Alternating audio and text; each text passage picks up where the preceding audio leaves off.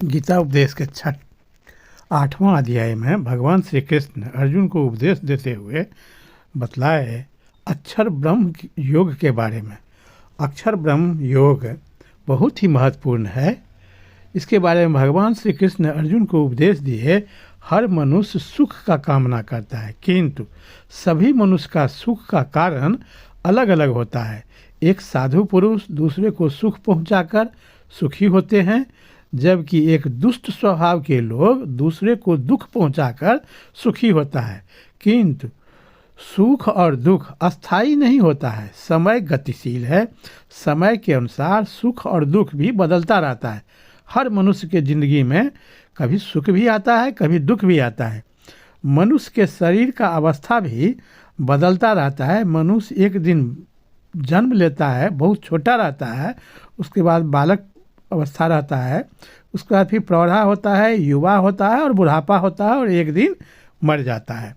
तो हर मनुष्य का शरीर जैसे एक जैसा नहीं रहता। शरीर जन्म से लेकर के मृत्यु तक हमेशा बदलते रहता है। उसी प्रकार सुख और दुख भी हमेशा बदलता रहता है। सुख या दुख कोई अस्थाई नहीं रहता।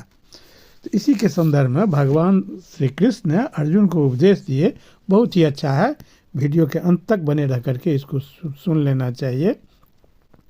अर्जुन ने पूछे कि हे पुरुषोत्तम, यह अक्षर ब्रह्म योग क्या है?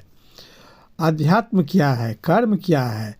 अधिभूत नाम से क्या कहा गया है? और अधिदैव किसको कहते हैं? मधुसूदन, यहाँ अधियज्ञ कौन है? और यह सब इस शरीर में कैसे है? तथा युक्त चित्त वाले पुरुषों द्वारा आत्मसंयम में आप किस प्रकार जानने में आते हैं? तो भगवान ने कहे परम अक्षर ब्रह्म है। जीवात्मा आध्यात्म नाम से कहा जाता है तथा भूतों के भाव को उत्पन्न करने वाला जो त्याग है वह कर्म नाम से कहा जाता है। उत्पत्ति विनाश धर्म वाले सब पदार्थ अधिभूत है।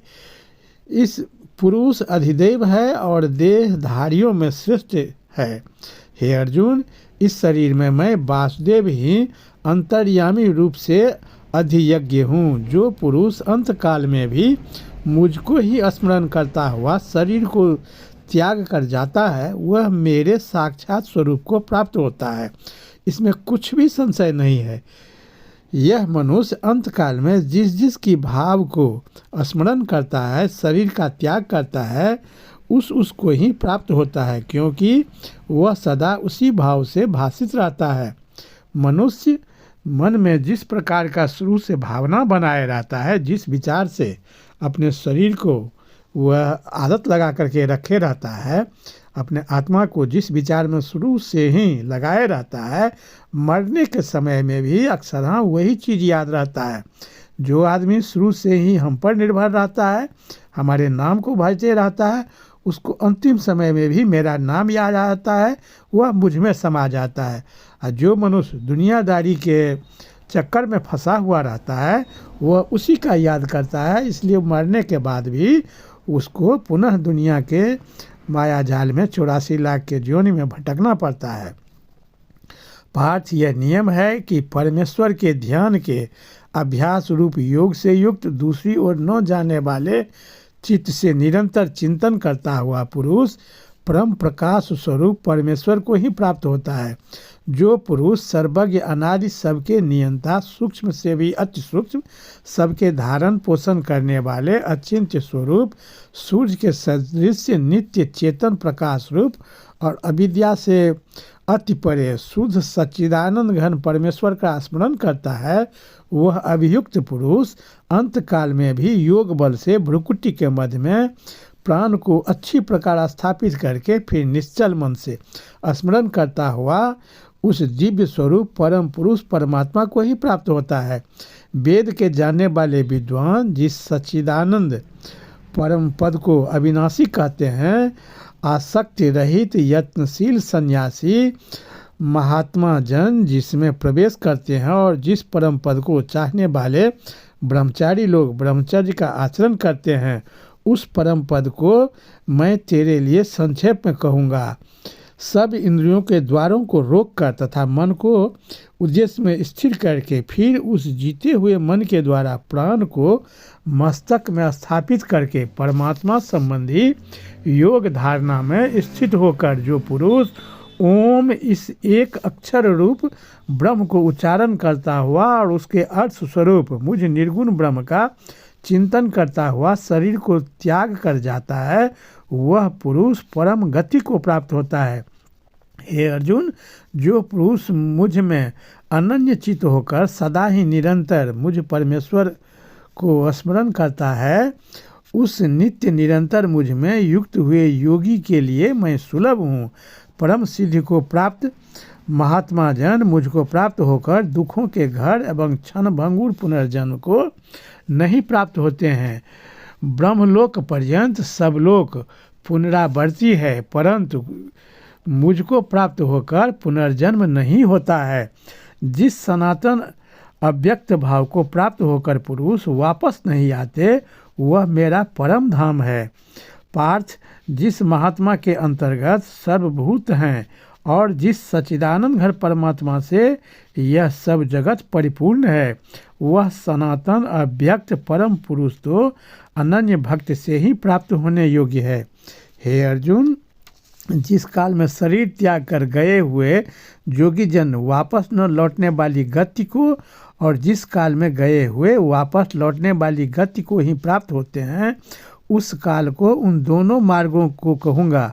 उन दो प्रकार के मार्गों में से जिस मार्ग में ज्योतिर्मय अग्नि अभिमानी देवता है, जिनका अभिमानी दिन का अभिमानी देवता है, शुक्ल पक्ष का अभिमानी देवता है, और मार्ग में मरकर गए हुए ब्रह्मवेता योगीजन उपर्युक्त देवताओं द्वारा क्रम से लाए जाकर ब्रह्म को प्राप्त होते हैं। जिस मार्ग में धूमाभिमानी देवता, रात्रि अभिमानी देवता तथा कृष्ण पक्ष अभिमानी देवता और दक्षिणायन के 6 महीनों का अभिमानी देवता है, उस मार्ग में मरकर गया हुआ सकाम कर्म करने वाला योगी उपर्युक्त देवताओं द्वारा क्रम से ले गया हुआ चंद्रमा की ज्योति को प्राप्त होकर स्वर्ग में अपने शुभ कर्मों का फल भोगकर वापस आता है।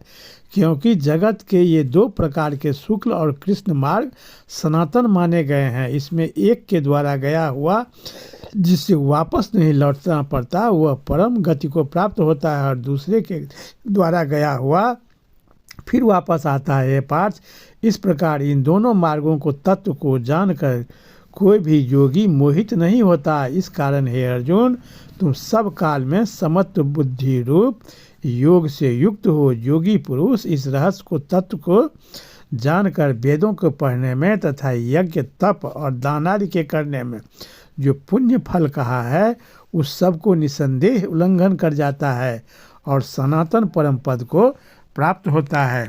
इसलिए हे अर्जुन, जो हमेशा जो कोई भी काम करता है, उस हर कर्म के पीछे हर कर्म करने के समय अगर हमको याद करके और कर्म फल हमको समर्पित करके हम पर निर्भर करके जो कर्म करता है, वह योगी पुरुष इस माया जाल में नहीं फंसता। जो हमको भूल करके अपने बल से कर्म फल प्राप्त करना चाहता है, हम पर में विश्वास नहीं रखता है, वह माया के चक्कर में फंस जाता है और मरने के समय में भी वह हमको याद नहीं करता है। किंतु जो मनुष्य कर्म करने के समय शुरू से ही हम पर निर्भर रहकर कर्म करता है, वह सोचता है कि कर्म फल ईश्वर के अधीन में है, हमारा काम सिर्फ कर्म करना है। जो मनुष्य इस ढंग का अभ्यास कर लेता है, वह हमेशा कर्म में विश्वास करता है और कर्म से हमको समर्पित करके कर्म करता है। तो ऐसे पुरुष हमेशा हमको याद रखता है। जो आदमी कर्म करने के समय हमको कर्म फल समर्पित कर देता है, वह आदमी कर्म में भी सफल होता है और उसी आदमी को मरने के समय भी मेरा ही नाम याद रहता है। जो हमको याद करके प्राण त्याग करता है, उसको निश्चित रूप से हमारे सानिध्य में पहुंचना ही है, और जो आदमी मेरे पास पहुंच गया उसका फिर पुनर्जन्म नहीं होता है, और नहीं तो मनुष्य पृथ्वी पर भटकते रहता है विभिन्न योगियों में। इसलिए हे अर्जुन, मनुष्य सिर्फ कर्म करने का अधिकारी है, और कर्म ही के बारे में सोचना चाहिए और करना चाहिए। फल के बारे में मनुष्य को कभी नहीं सोचना चाहिए, और जो ओंकार का उच्चारण करते रहना चाहिए, और हमेशा हमारे नाम को हृदय में धारण करके कर्म करे, और कर्म का फल हम पर छोड़ दे, और हमेशा ही हमारे नाम को चिंतन करता रहे। ऐसे मनुष्य मरने के समय में भी आसानी से हमारे नाम का चिंतन कर लेता है, और उसका मोक्ष हो जाता है, वह जन्म मरण के बंधन से छूट जाता है। तो मित्रों, बहुत बहुत धन्यवाद। इस सब तरह कहानी सुनने के लिए कृपया मेरे चैनल के साथ बने रहें। तब तक जय श्री कृष्ण।